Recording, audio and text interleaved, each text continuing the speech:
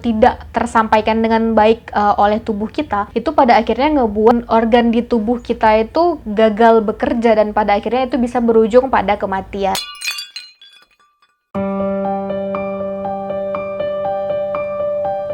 Hai dear, kembali lagi bersama aku Hamna di channel YouTube Ceritanya Perempuan. Apa kabar nih kalian semua? Semoga kalian semua selalu sehat dan hidup kalian dilimpahi sama keberkahan-keberkahan. Amin. BTW, kalian pernah nggak sih punya temen atau kenalan yang selalu merasa dia ini gemuk? Padahal secara tinggi badan dia ini udah sangat ideal. Tapi dia selalu ngeluh bahwa dia ini gemuk dan harus diet atau olahraga ekstrim. Terus dia ini sering banget menforsir jatah makanan dia yang pada akhirnya ngebuat dia ini udah terlalu kurus. Terus kalian pernah nggak sih nonton film dokumenter tentang eating disorder? Kayak nih salah satu filmnya tuh, tapi ini bukan film dokumenter, filmnya tuh judulnya itu My Skinny Sister. Jadi film ini bercerita tentang dua orang kakak beradik yang si adiknya ini ngefans banget sama kakaknya. Karena kakaknya ini secara fisik dia ini hampir sempurna dan dia ini bertalenta sehingga adiknya itu ngefans sama kakaknya. Sampai pada akhirnya adiknya tahu ternyata kakak ini punya permasalahan eating disorder. Film ini recommended untuk kalian tonton karena selain kalian bisa dapat insight tentang eating disorder di film ini, kalian itu juga akan ngelihat sinematik dan alur cerita dari film My Skinny Sister ini cukup bagus. Dan bahkan film ini memenangkan Berlin International Film Festival di tahun 2015 karena alur cerita dan tema yang diangkat. Oke, balik lagi ke topik tadi. Sebenarnya kadang nggak masuk logika kita sih, kenapa ada perempuan yang sering merasa bahwa dia ini gemuk, padahal dia secara BMI itu sudah ideal. Pada akhirnya dia ngebuat dia ini terlalu memforsir makanan dan atau nutrisi yang masuk ke dalam tubuh dia.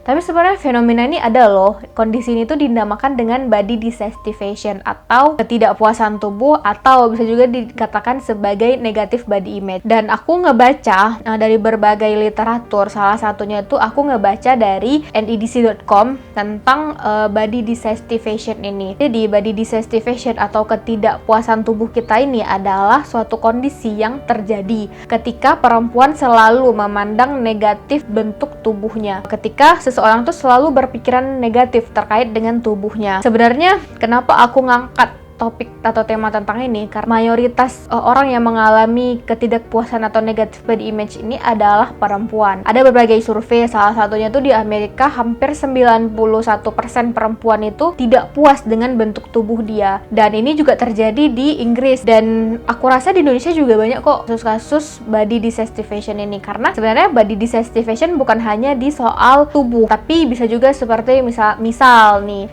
hidung aku pesek kali dan aku nggak puas sama bentuk tubuh aku dan pada akhirnya itu ngebuat aku insecure. Itu adalah bagian dari body dissatiation. Dan salah satu klasifikasi dari body dissatiation ini itu adalah feeling fat atau merasa terlalu gemuk. Kenapa aku ngangkatnya ini perempuan? Kayak tadi aku bilang, mayoritas orang yang mengalami kondisi ini itu adalah perempuan. Terus selain perempuan, ada nggak sih orang-orang yang beresiko untuk mengalami yang namanya tuh body dissatiation? Jawabannya ada. Yang pertama, gender. Jelas perempuan di sini lebih rentan untuk mengalami body dissatiation karena selama ini perempuan itu sering dianggap sebagai objek dan kita tuh terlalu terpaku sama beauty standar yang ada di dalam society kita. Yang kedua itu adalah perempuan-perempuan yang pekerja atau memiliki lingkungan support system dia ini sangat concern dengan yang namanya itu body. Contoh misalnya nih, ada beberapa profesi yang aku tahu itu tuh memang sangat concern dengan bentuk badan atau fisik dari perempuan. Terus berikutnya itu adalah orang-orang yang punya kepercayaan dirinya ini rendah, dan orang yang punya kepercayaan diri rendah ini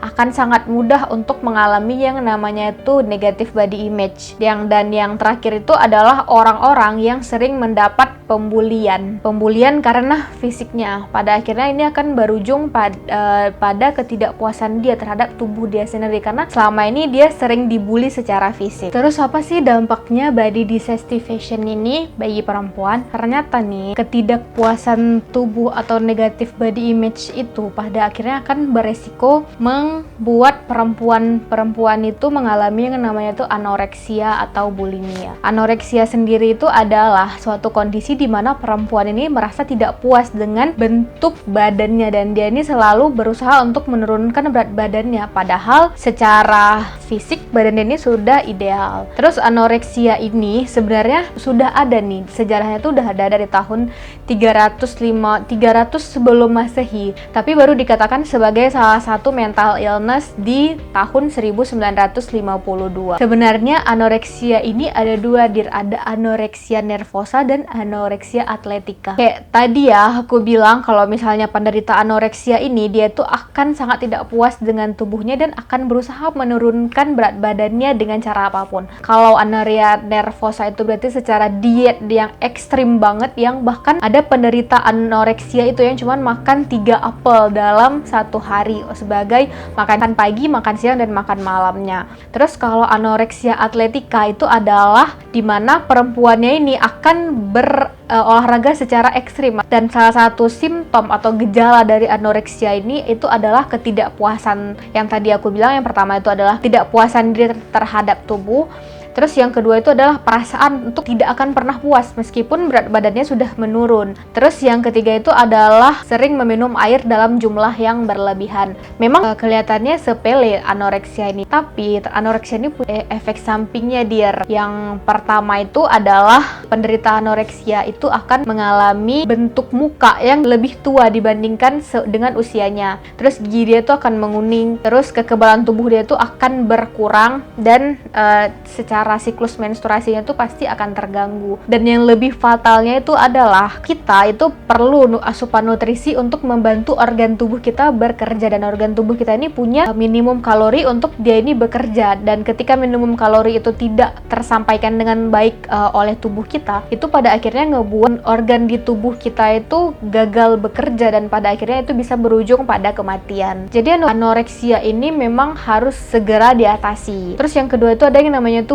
bulimia. Nah, bulimia itu kasusnya berbeda, agak sedikit berbeda dengan anoreksia, tapi bagian dari eating disorder. Kalau bulimia ini itu adalah dia makan, perempuan ini makan, tapi dia ini akan memuntahkan kembali makanannya. Jadi pada akhirnya nutrisi yang sudah dia masukkan, dia muntahkan kembali. Dan penderita bulimia ini kadang tidak kelihatan kalau dia menderita bulimia. Terus simptom apa sih yang menandakan bahwa dia menderita bulimia? Sama seperti anoreksia, dia ini merasa negatif body image terhadap tubuh dia sendiri. Terus yang kedua, perasaan tidak akan pernah puas dalam hal menurunkan berat badannya. Yang ketiga adalah perempuan ini akan sering ke kamar mandi setelah dia makan, dan itu adalah salah satu simptom dari bulimia. Sama seperti anoreksia, bulimia ini juga akan mengakibatkan nutrisi yang seharusnya diperoleh oleh tubuh kita itu berkurang dan berakibat fatal pada gagalnya organ tubuh kita itu bekerja dan bisa berujung pada kematian. Jadi bulimia atau anoreksia dan eating disorder lainnya itu sebenarnya adalah penyakit yang harus segera diatasi. Jika tidak diatasi itu akan berujung pada kematian. Sebagai perempuan kita harus apa sih supaya kita ini punya body positivity atau kita ini punya body image yang positif? Yang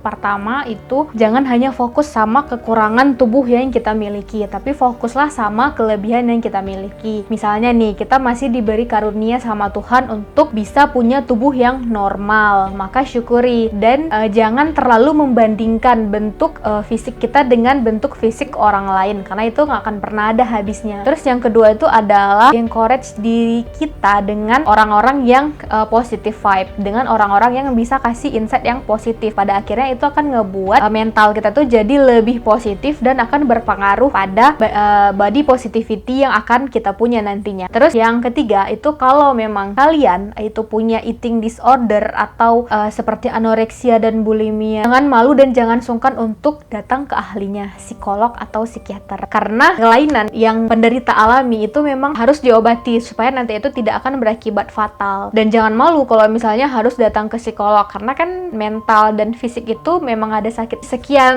tentang body dissatisfaction atau ketidakpuasan tubuh. Aku harap semoga konten ini bisa ngebuka mata kalian supaya kita tuh punya body positivity, dan semoga kita tidak terlalu memandang tubuh kita tuh terkait dengan hal-hal yang negatif atau negatif body image atau body desensitization tadi. Dan tubuh kita atau fisik yang dikasih sama Tuhan itu adalah anugerah yang gak akan pernah bisa diganti dengan apapun. Oke, see you next video. Jangan lupa like, comment, share, and subscribe channel YouTube Ceritanya Perempuan supaya tim Ceritanya Perempuan itu bisa ngebuat konten yang lebih meaningful dan insightful lagi pastinya. Dadah!